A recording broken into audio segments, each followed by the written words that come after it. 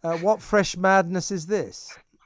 They've come for the trains. We didn't think they would come for the trains. Yeah, I was just saying to Jeremy Kyle earlier. Next time you go up to a train guard on the station and say, "Where's my train? It's been cancelled." Why? Links to slavery. It's just mad, isn't it? Well, in the increasingly abstract way they have started connecting these things together, I'm looking forward to the day when they go for the electric trains, the future of green travel, because they are the ancestors of the racist steam trains. Yeah, they're descended from racist steam trains. I mean, it is all about the fact that obviously steam trains played quite a large part in the expansion of the British Empire, you know, colonialism and all that. Frankly, I mean, I'm quite interested in that historically. But apart from that, I don't care. Why are they investigating this?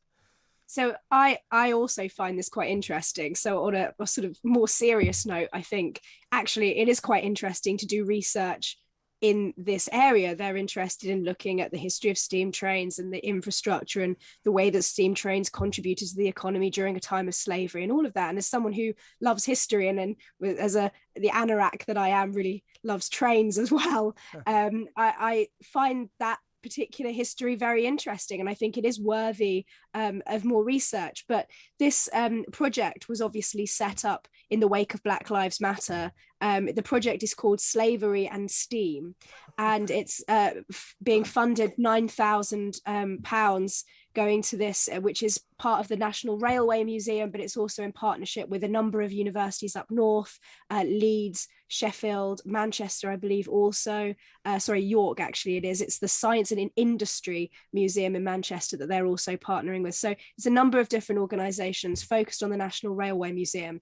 But actually, when you look at the sorts of trains that they have listed, that was listed in the report on this, one of the trains that they had previously flagged as potentially problematic and of concern was the train that carried Winston Churchill's coffin in 1965. Because of his links to slavery.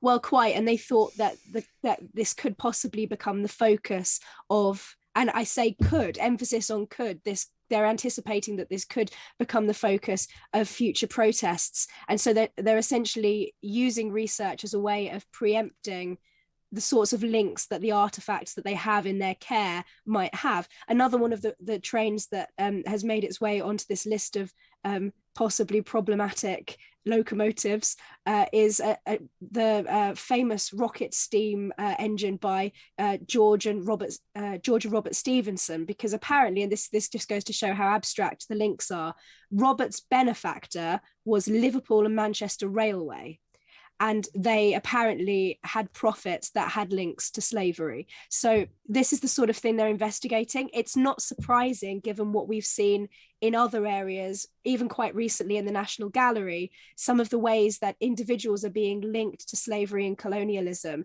is extremely one-dimensional, quite abstract and tenuous. And it seems really as if the research is a very sort of, shall we say, surface level research. It's also, Emma, it's condemnatory, isn't it? I mean, as you and I both agree, I find it quite interesting, the role that these remarkable technological innovations, the steam engine, played in colonialism, the expansion of the British Empire. It's quite clear that they did. Historically, that's interesting, but that's not what this investigation is really about, is it? It's to demonise steam trains, to condemn them for their evil role in the terrible business of imperial expansion. That's what it's all about, isn't it? It almost seems absurd hearing you use the phrase to condemn steam trains. But I think you're right. And that's what's concerning about this. As I say, I find this interesting too. And I think that this research is worthwhile. But the question is why this research is taking place. And we've seen this over the last year or more since the Black Lives Matter protests. There have been a number of research projects that have taken place where the research is not being undertaken for the sake of advancing knowledge in a particular area, but for ideological reasons. For example, the National Trust listing properties that they regard as sort of on the naughty step, places like Winston Churchill's house, Chartwell, yet again going for Winston Churchill. And some of the links, as I say, very tenuous. So just a few examples from the recent National Gallery naughty list included people like one individual who had painted somebody who was pro-slavery, Gainsborough because he'd painted plantation owners, and get this one, Wordsworth because his sister rented a cottage that was leased by a slave owner. The Haywain, we did this last night, Emma. The Haywain by Constable. I'm trying to remember the link, but it was something like his agent who once worked for him but didn't anymore had a brother, who had a cousin who worked on a plantation, 4,000 years ago. It was just the tenuousness of the link to slavery of the Haywain was laughable, and yet the National Gallery and the Royal Academy, which is currently exhibiting it, are thinking of putting a sort of warning sign next to it. So my question, this is just infantile, isn't it? I mean, what next are we going to try to investigate for links to slavery? I don't know, buses, horses, bicycles, shoes. I mean, the list is endless, isn't it? It's stupid. Why are we so obsessed with this slavery thing? Well, it is ridiculous. And actually, Andrew Doyle, through his character Titania McGrath, has listed all of the things that are now known to be racist, like gardening and the countryside, and all of the things really that make life worthwhile. You can connect some way back to something that is problematic, whether it's sexist, racist, colonialist, linked to slavery.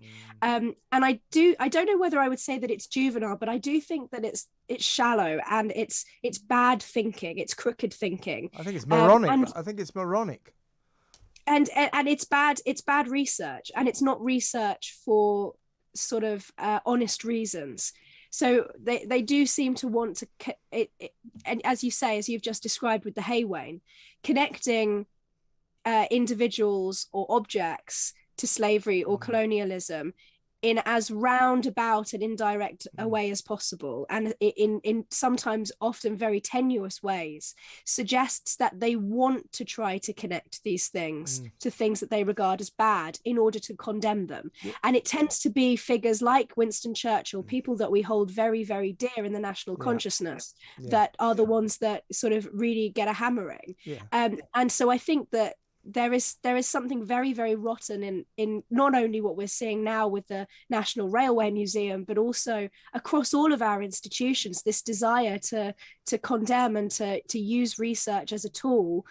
And yes, I agree. I think, as I emphasize, I think it's good to do research into these sorts of things, but I think the reason why they're doing the research is probably not as legitimate as we would like it to be. Absolutely.